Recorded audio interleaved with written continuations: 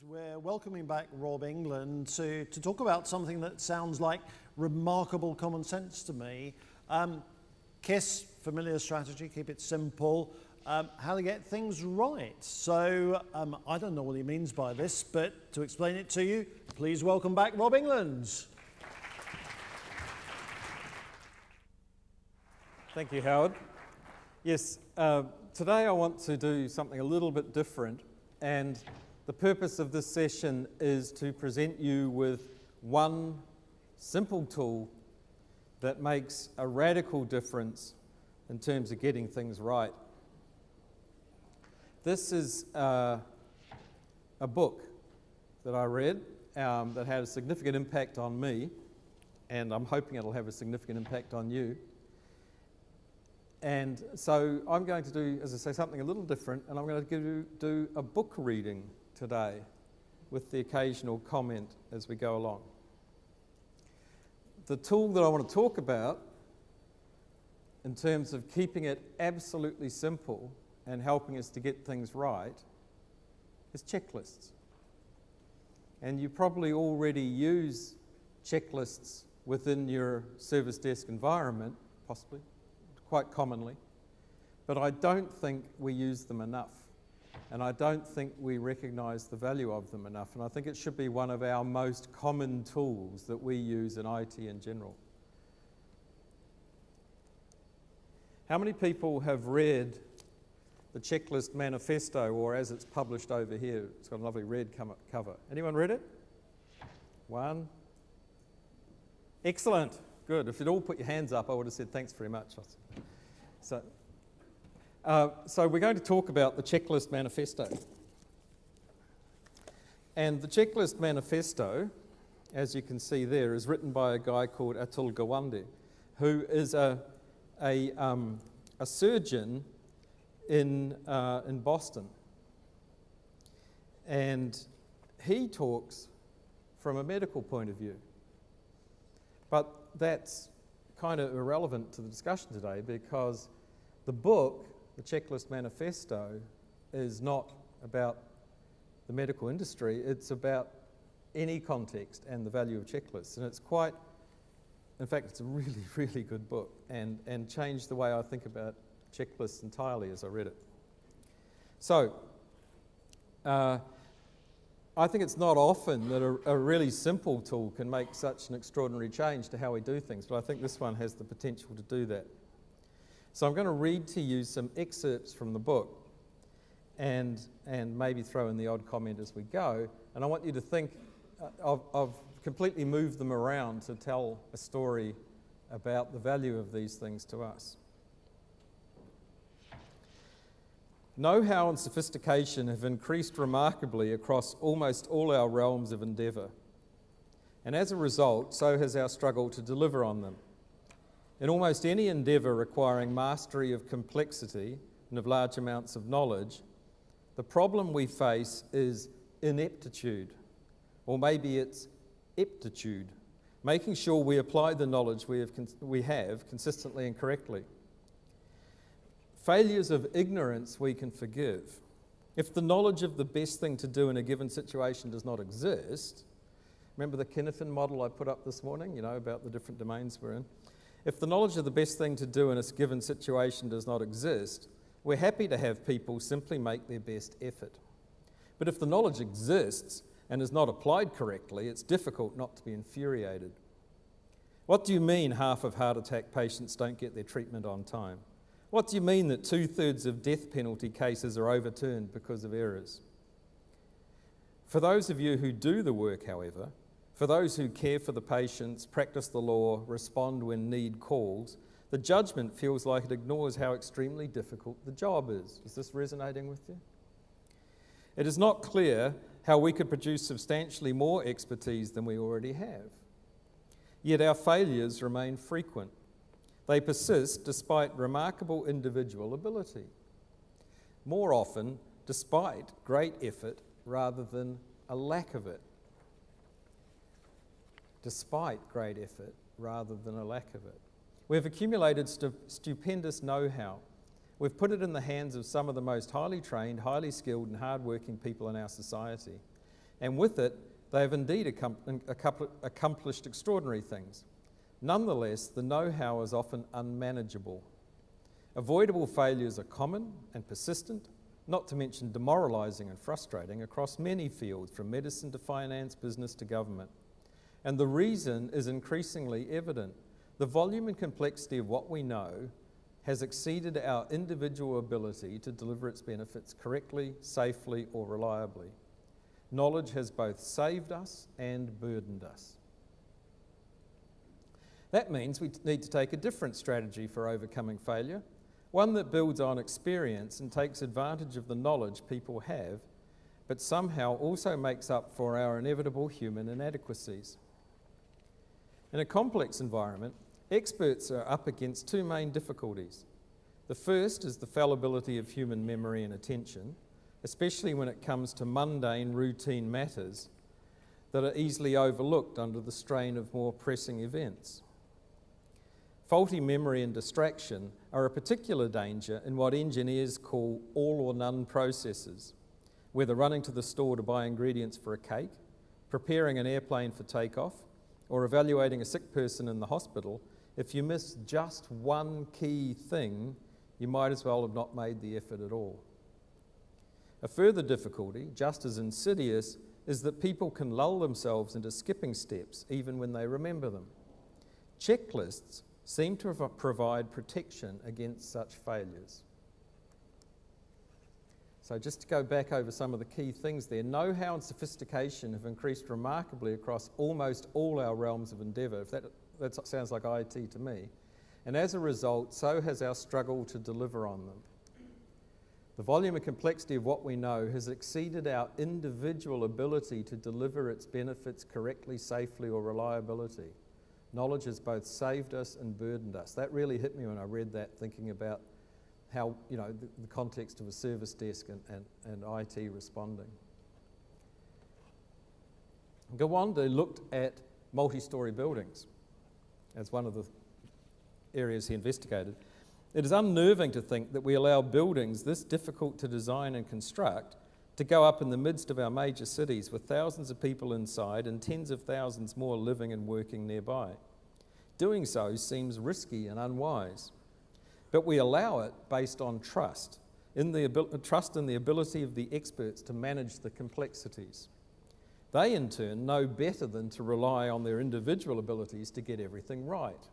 They trust instead in one set of checklists to make sure that simple steps are not missed or skipped, and in another set to make sure that everyone talks through and resolves all the hard and unexpected problems.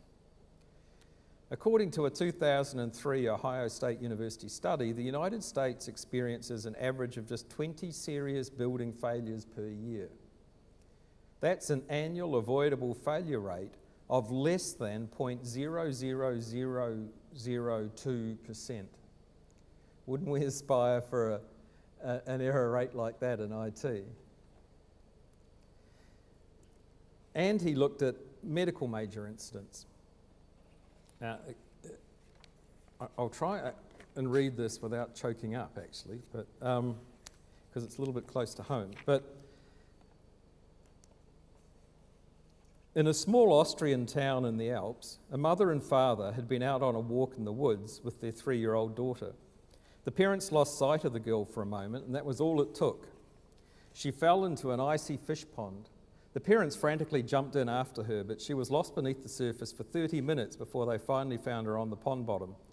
They pulled her to the surface and got her to the shore. Following instructions from an emergency response team reached on their cell phone, they began cardiopulmonary resuscitation.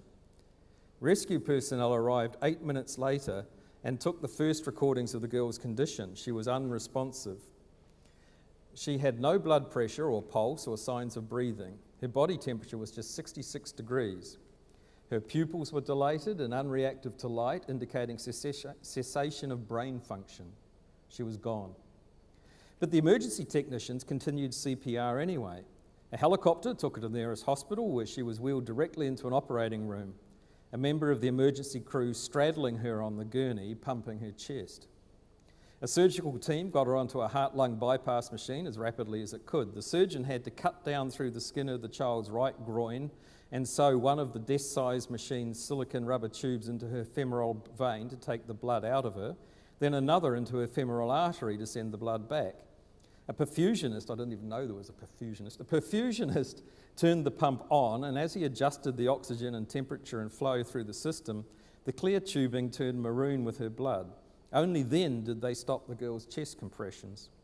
Between the transport time and the time it took to plug the machine into her, she'd been lifeless for an hour and a half. By the 2-hour mark, however, her body temperature had risen almost 10 degrees and her heart began to beat. It was her first organ to come back. After 6 hours, the girl's core temperature reached 98.6 degrees, normal body temperature. The team tried to shift her from the bypass machine to a mechanical ventilator, but the pond water and debris had damaged her lungs too severely for the oxygen pumped in through the breathing tube to reach her blood. So they switched her instead to an artificial lung system known as ECMO, extracorporeal membrane oxygenation. To do this, the surgeons had to open her chest down the middle with a power saw and sew the lines to and from the portable ECMO unit directly into her aorta and her beating heart. The ECMO machine now took over. The surgeons removed the heart-lung bypass machine tubing, they repaired the vessels and closed her groin incision. The surgical team moved the girl into intensive care with her chest still open and covered with sterile plastic foil. Throughout the day and night, the intensive care unit team worked on suctioning the water and debris from her lungs with a fibre optic bronchoscope. By the next day, her lungs had recovered sufficiently for the team to switch her from ECMO to a mechanical ventilator, which required taking her back into the operating room to unplug the tubing, repair the holes and close her chest. Over the next 2 days, all the girl's organs recovered: her liver, her kidneys, her intestines, everything except her brain. A CT scan showed global brain swelling, which is a sign of diffuse damage but no actual dead zones. So the team escalated the care one step further. It drilled a hole into the girl's skull, threaded a probe into the brain to monitor the pressure, and kept that pressure tightly controlled through constant adjustments in her fluids and medications. For more than a week, she lay comatose. Then slowly she came back to life. First, her pupils started to react to light. Next, she began to breathe on her own. And one day, she simply awoke. 2 weeks after her accident, she went home. Her right leg and left arm were partially paralysed. Her speech was thick and slurry, but she underwent extensive outpatient therapy. By age 5, she had recovered her faculties completely.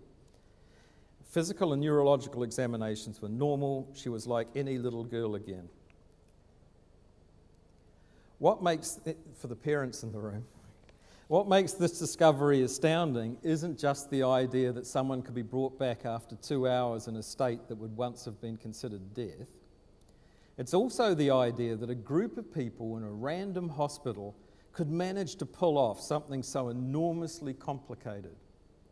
Rescuing a drowning victim is nothing like it looks on television shows, where a few chest compressions and some mouth-to-mouth resuscitation always seems to bring someone with waterlogged lungs and a stilled heart coughing and spluttering back to life. To save this one child, scores of people had to carry out thousands of steps correctly, placing the heart pump tubing into her without letting in air bubbles, maintaining the sterility of her lines, her open chest, the exposed fluid in her brain, keeping a temperamental battery of machines up and running.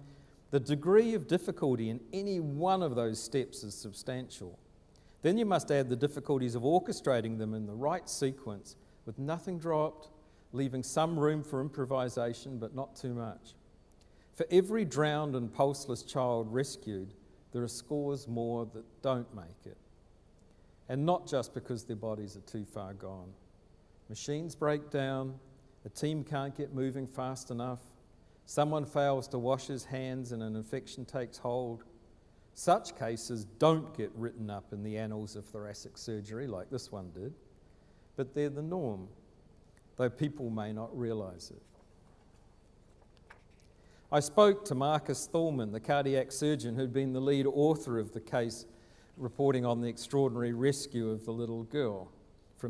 Among the many details that intrigued me about the save was the fact that it occurred not at a large cutting-edge academic medical centre, but an ordinary community hospital. This one was in Klagenfurt, a small provincial Austrian town in the Alps, nearest to where the girl had fallen in the pond.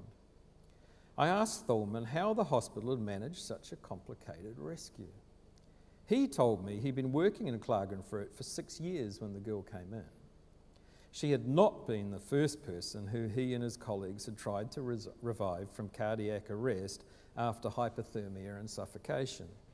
His hospital received between 3 and 5 such patients a year, he estimated. Mostly avalanche victims, some of them drowning victims, and a few of them people attempting suicide by taking a drug overdose and then wandering out into the snowy alpine forests. For a long time, he said, no matter how hard the hospital's medical staff tried, they had no survivors. Most of the victims had been without a pulse and oxygen for too long when they were found, but some, he was convinced, still had a flicker of viability in them, yet he and his colleagues had always failed to sustain it. He took a close look at the case records. Preparation, he determined, was the chief difficulty. Success required having an array of people and equipment at the ready. Trauma surgeons, a cardiac anesthesiologist, a cardiothoracic surgeon, bioengineering support staff, a cardiac perfusionist, operating and critical care nurses, intensivists. Almost routinely, someone or something was missing. He tried the usual surgical approach to remedy this, yelling at everyone to get their act together, but still they had no saves. So he and a couple of colleagues decided to try something new. They made a checklist. They gave the checklist to the people with the least power in the whole process, the rescue squads and the hospital telephone operator, and walked them through the details. In cases like these, the checklist said, rescue teams were to tell the hospital to prepare for possible cardiac bypass and rewarming. They were to call, when possible, even before they arrived on the scene, as the preparation time could be significant. The telephone operator would then work down a list of people to notify them to have everything set up and standing by. With the checklist in place, the team had its first success, the rescue of the 3-year-old girl. Not long afterwards, Thulman left to take a job at a hospital in Vienna. The team, however, has since had at least 2 other such rescues. In one case, a man had been found frozen and pulseless after a suicide attempt. In another, a mother and her 16-year-old daughter were in an accident that sent them and their car through a guardrail, over a cliff, and into a mountain river. The mother died on impact. The daughter was trapped as the car rapidly filled with icy water. She had been in cardiac and respiratory arrest for a prolonged period of time when the rescue team arrived. From that point onward, though, everything moved like clockwork. By the time the rescue team got to her and began CPR, the hospital had already been notified.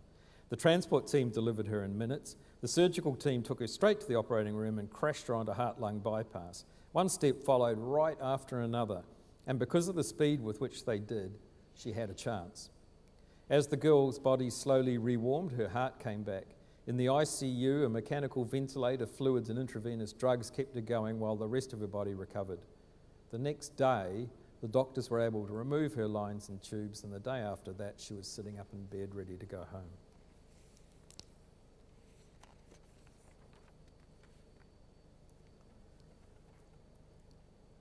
Now, line infections are a huge problem in hospitals, a major preventable cause of death and illness. Medicine has become, line infections, you know, when they stick the tubes in your blood vessels. Medicine has become the art of managing extreme complexity, and a test of whether such complexity can in fact be humanly mastered. Sounds like a pretty good description of IT to me too. Intensive care succeeds only when we hold the odds of doing harm low enough for the odds of doing good to prevail. A specialist at Johns Hopkins Hospital named Peter Pronovost decided to give a doctor line insertion checklist a try. Just a simple checklist for putting a line into someone's blood vessel. The 10-day line infection rate went from 11% to 0. In this one hospital, the checklist had prevented 43 infections and 8 deaths and saved $2 million in costs. Checklists also ensured a timely pain medication. This reduced from 41% to 3% the likelihood of a patient's enduring untreated pain. The proportion of patients not receiving the recommended care dropped from 70% to 4%. The occurrence of pneumonias fell by a quarter, and 21 fewer patients died than in the previous year. These are medical professionals in American hospitals, I know American, but still, in American hospitals, the experts and simple checklists are delivering results like these. When tried in the larger set of hospitals, average length of the patient stay in intensive care dropped by half.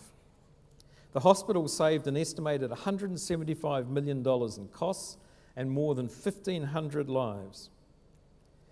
Now, Gawande got involved with the World Health Organization after this and is helping the WHO roll out checklists internationally. And results showed that the rate of major complications for surgical patients in all 8 hospitals that they piloted on fell by 36% after the introduction of the checklist. Deaths fell 47%. Checklists established a higher standard of baseline performance. They helped with memory recall and clearly set out the minimum necessary steps in a process. Pilots are the same, right, with their aviation checklists. 4 generations after the first aviation checklists went into use, a lesson is emerging. Checklists seem able to defend anyone, even the experienced, against failure in many more tasks than we realised. They provide a kind of cognitive net. You watch Air Crash Investigation or any of those shows and see we're upside down and we've got 3 engines in flames. Quick, get the checklist out for what to do when we're upside down with 3 engines in flames. They have these lists for every single possible eventuality. The question of when to follow one's judgment and when to follow protocol is central to doing the job well, or to doing anything else that is hard. Sound like standard plus case, going back to my previous thing? The question of when to follow one's judgment and when to follow protocol. You want people to make sure to get the stupid stuff right. Yet you also want to leave room for craft and judgment and the ability to respond to unexpected difficulties that arise along the way. Sure sounds like standard plus case to me. Oops, sorry. It's about balancing a number of virtues: freedom and discipline, craft and protocol, specialised ability and group collaboration. And for checklists to help achieve that balance, they have to take 2 almost opposing forms. They supply a set of checks to ensure the stupid but critical stuff is not overlooked, and they supply another set of checks to ensure people talk and coordinate and accept responsibility while nonetheless being left the power to manage the nuances and unpredictability the best they know how. In other words, checklists work for standard and checklists work for case. We don't like checklists. They can be painstaking. They're not much fun. But I don't think the issue here is mere laziness. There's something deeper, more visceral going on when people walk away not only from saving lives, but from making money. It somehow feels beneath us to use a checklist, an embarrassment. It runs counter to deeply held beliefs about how the truly great amongst us, and those we aspire to be, handle situations of high stakes and complexity. The truly great are daring, they improvise, they do not have protocols and checklists.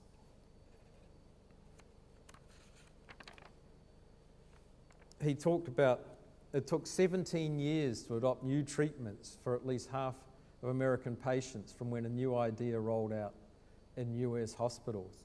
And he's having the same frustration with checklists, with getting people to adopt them. The doctors are just going, I don't need this tool, which once again resonates quite strongly when I think about some of the IT technical people that we deal with. Pilots don't see it that way. Pilots turn to their checklists for 2 reasons. First, they're trained to do so. They learn from the beginning of flight school that their memory and judgment are unreliable and that lives depend on their recognising that fact. Second, the checklists have proved their worth. They work. The greatest test of where crew members place their trust in their instincts or in their procedures is how they handle a disaster. I was fortunate enough at a conference earlier this year to hear Sully Sullenberger, the captain who landed the United Airlines flight in the Hudson River. And he talked about exactly this, 209 seconds from takeoff to landing. 209 seconds.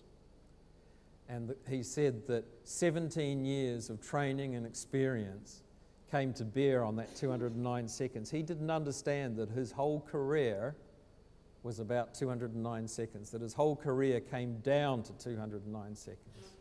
And he said he didn't think once in those 209 seconds, in the sense that he wasn't working anything out. He was following standard drills, he was following all the protocols and all the checklists that he understood he needed to follow. The only decision he made in those 209 seconds was where he was going to put the plane. In the river.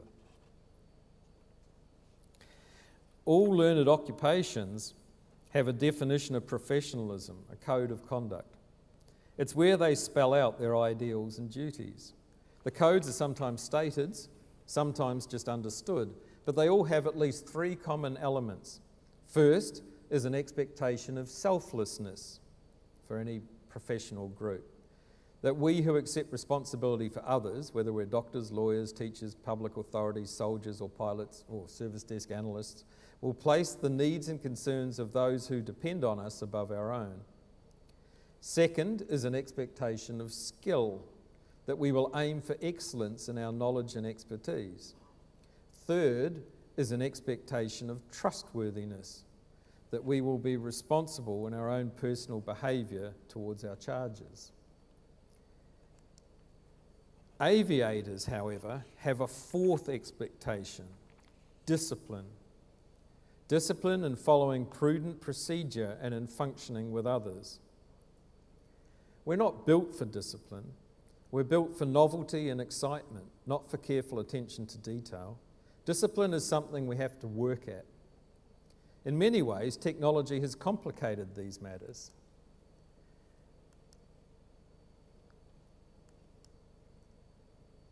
Come on. In many ways, technology has complicated these matters. It's added yet another element of complexity to the systems we depend on and given us entirely new kinds of failure to contend with. One essential characteristic of modern life is that we all depend on systems, on assemblages of people or technologies or both. And among our most profound difficulties is making them work. Checklists, so the three, selflessness, skill and trustworthiness, the pilots bring discipline. And I don't know about your IT techs, but in most of the situations that I can think of, that resonated with me, that IT professionals can be very good at the selflessness sometimes. They're often very good at the skill, and they're generally very good at the trustworthiness. But discipline, I think, is one of the biggest challenges we have in the IT industry. And if you look at some of the old air crash investigation, not so much in recent decades, but in the 80s and 70s, a lot of the issues they had, a lot of the crashes were caused by a lack of discipline amongst the pilots in various forms. And this is something that industry has managed to drum into its people, and I think it's something that we need to look at more seriously in IT. Checklists provide a safety net. They improve effectiveness. They're simple and cheap. They're proven and they're available.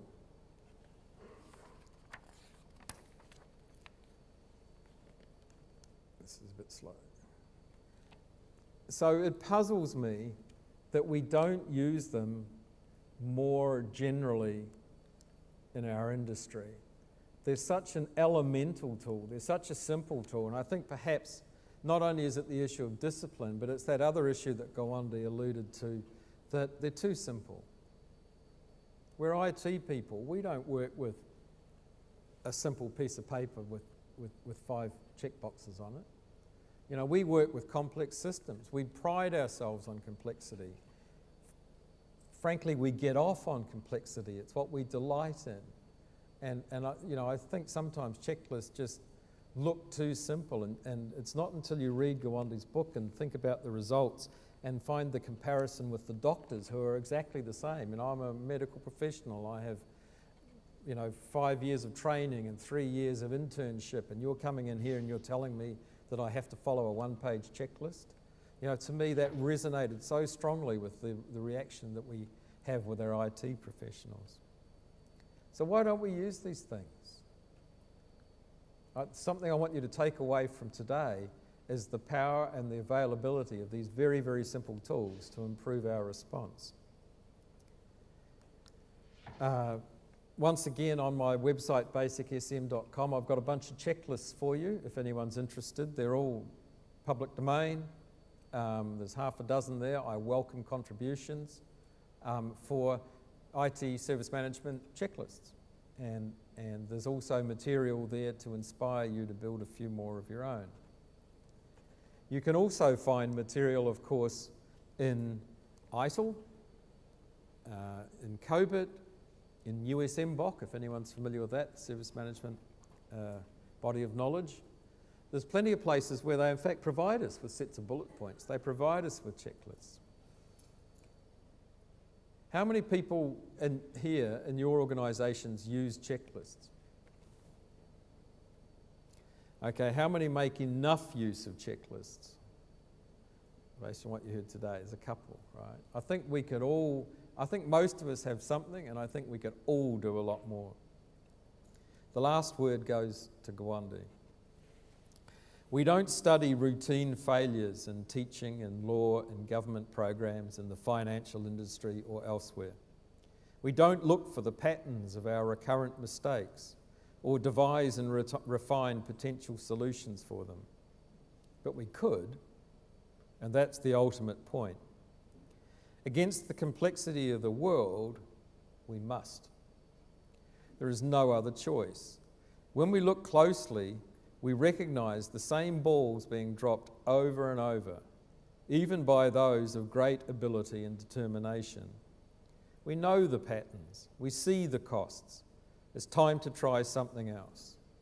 Try a checklist. Thank you very much.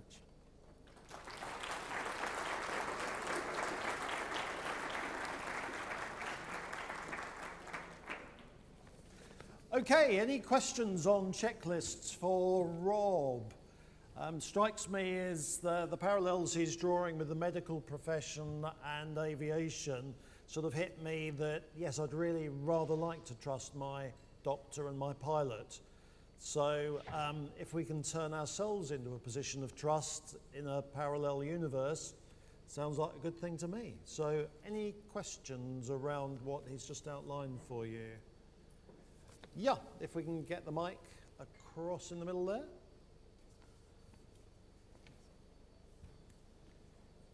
Hi, do you think one of the reasons we don't use them is because of the risk element? You know, you've talked about doctors and pilots, and the risk is very high, where I think IT is seen as not being as risky. Do you think that's one of the reasons why we haven't taken them on board before now?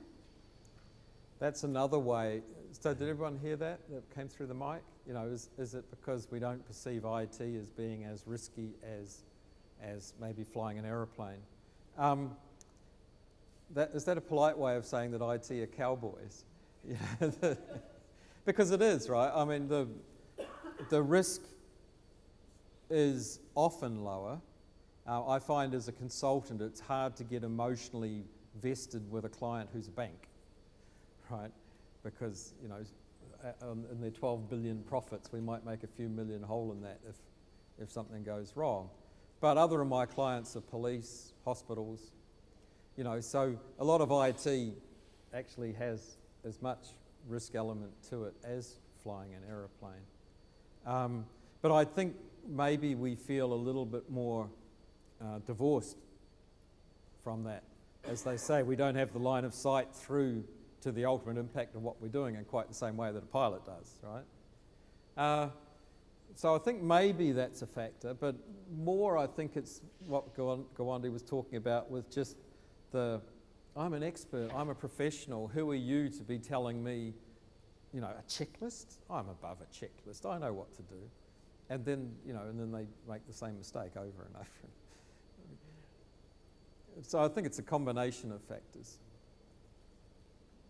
Okay, any more questions out there? So the parallel seems to be that, if it's not life and death and it's only money that we're risking, it's perceived as not so important particularly.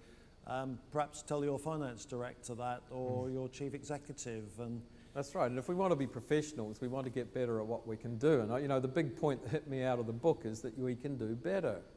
If a surgeon with decades of experience can still decrease their error rate with simple checklists, then I think anybody can, and we should want to. We should want it as part of our job. Okay, so good first question. Any further questions or commentary out there?